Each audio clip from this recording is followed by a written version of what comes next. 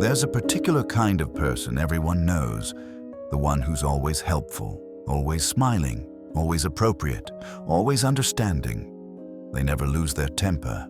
They never say the wrong thing. They never make anyone uncomfortable. They're patient with difficult people. They're generous with their time. They sacrifice their own needs without complaint. Everyone describes them the same way. They're such a good person. And on the surface, that seems admirable, noble even.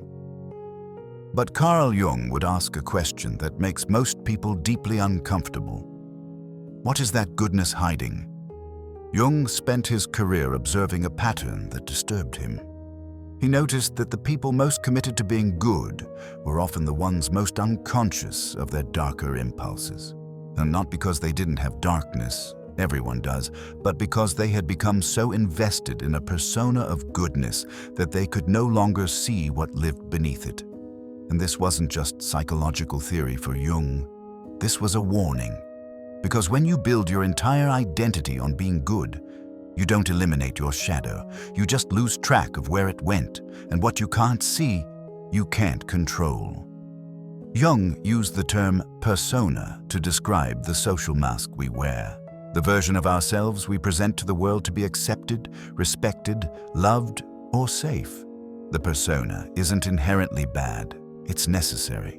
You need some level of social adaptation to function. But problems arise when you mistake the persona for your actual self. When you start believing you're the good person rather than recognizing you're performing the good person. And here's where it gets dangerous. The more you identify with a persona, the more you repress everything that contradicts it. Your anger, your selfishness, your resentment, your envy, your cruelty, your need for control. All of it gets pushed into the unconscious, into what Jung called the shadow. And the shadow doesn't disappear just because you stop acknowledging it. It grows, it waits, and eventually it leaks. You see this all the time, even if you don't name it. The perpetually nice person who suddenly explodes over something trivial. The selfless caregiver who becomes passive-aggressive and martyred. The person who prides themselves on never judging anyone but gossips viciously behind closed doors. So the one who's always fine until they're hospitalized for stress-related illness. The deeply spiritual person who uses their beliefs as a weapon to shame others. These aren't hypocrites in the traditional sense. They're not consciously lying. They genuinely believe they're good, but their shadow is acting out because it was never given conscious acknowledgement. Jung would say, the brighter you insist your persona shines, the darker and more dangerous your shadow becomes. This is why Jung didn't trust people who claimed to have no darkness. He didn't admire those who said they never felt anger, envy, or hatred. He was suspicious of them, because he knew that denying the shadow doesn't make you good.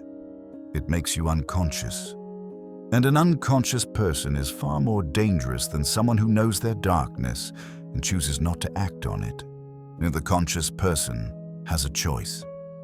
The unconscious person doesn't even know there's a choice to make. They just act from the shadow and call it righteousness. Consider what being a good person often looks like in practice. It frequently involves a lot of self-sacrifice, always saying yes, always putting others first, always being available, always being understanding. And there's a narrative around this that makes it seem virtuous. I'm just someone who cares about others. But Jung would ask, why do you need to be that person so badly? What are you afraid will happen if you stop? What are you avoiding by constantly focusing on others' needs instead of your own? Because often, the good person persona is a defense mechanism. It protects you from having to face your own needs, your own desires, your own limitations. And if you're always busy being selfless, you never have to confront the uncomfortable truth that you too are selfish, that you too want things, that you too have limits, that you too can be cruel. And here's the shadow payoff that most people miss. Being the good person gives you hidden power, moral superiority, the ability to judge others. the social credit that makes people feel guilty for asking too much of you or questioning your motives. It's a subtle form of control disguised as virtue. You don't have to fight for what you want directly because people give it to you out of obligation. You don't have to express anger because your sadness and disappointment are enough to make others feel like monsters. You don't have to own your resentment because it leaks out as sighs, illness, and the withdrawal of your presence. And this is shadow behavior. It's manipulation. But because it's wrapped in the language of goodness, it's invisible to others and often to yourself. Jung observed that this unconscious split creates what he called a fragmented personality. On one side, there's the persona you show the world. Patient, kind, understanding, selfless. On the other side, buried in the unconscious, is everything you've disowned. Rage, greed, vindictiveness, neediness, the desire to be seen and praised, the hunger for power, the pleasure you secretly take in others' failures. And because you've never integrated these aspects, they don't operate consciously.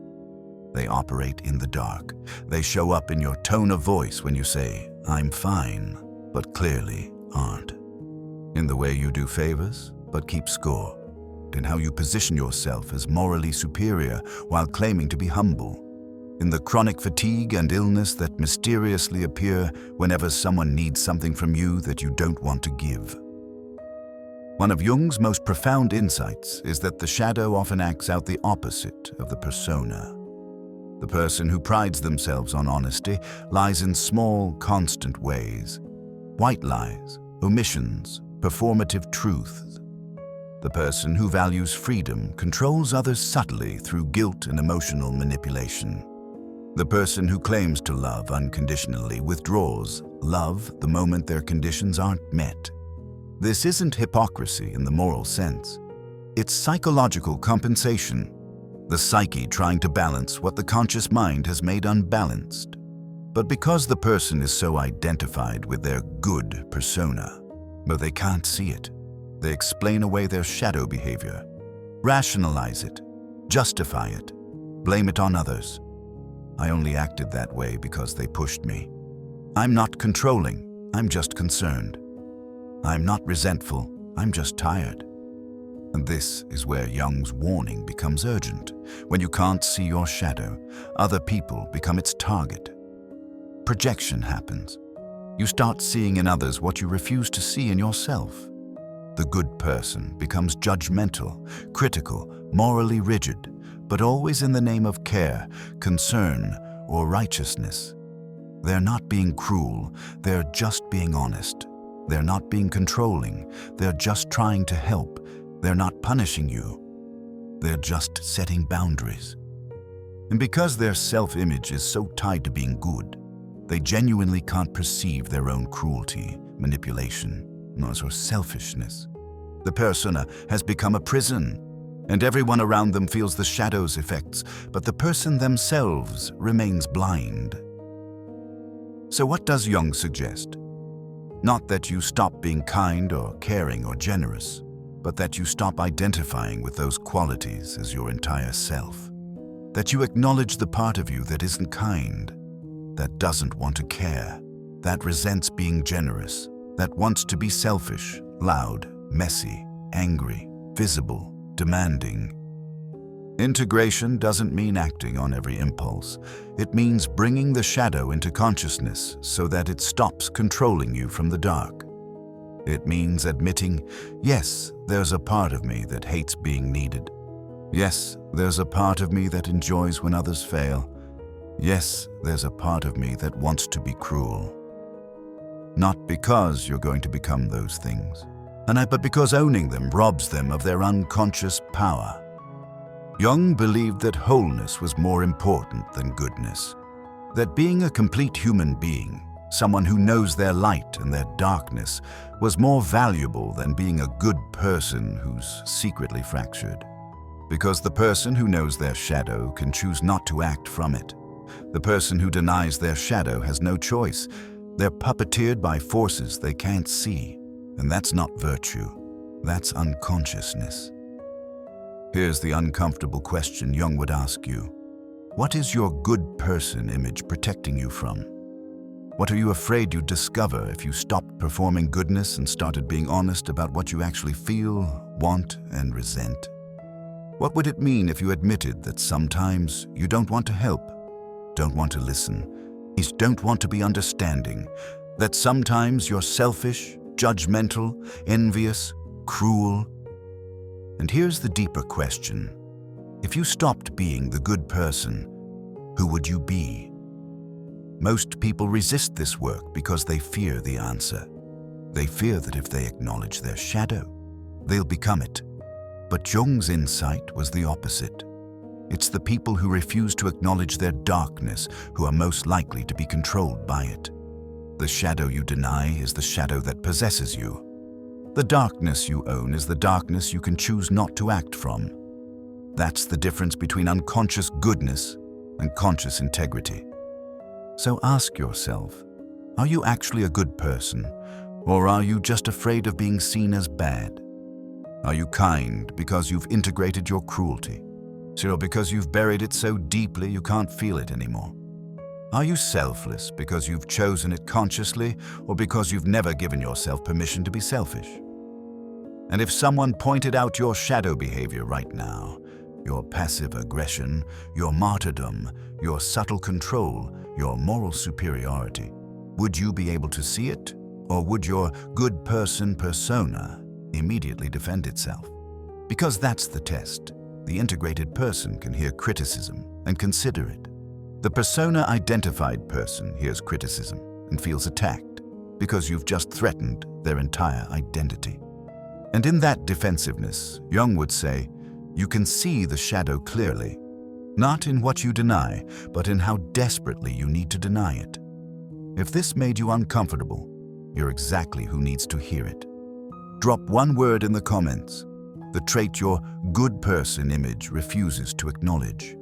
Anger, selfishness, envy, cruelty, control, resentment. Just one word. Because naming the shadow is the first step to integrating it, and integration is the only path to wholeness. Subscribe if you're ready for the kind of psychology that doesn't let you hide. Because Jung didn't come to comfort you. He came to wake you up.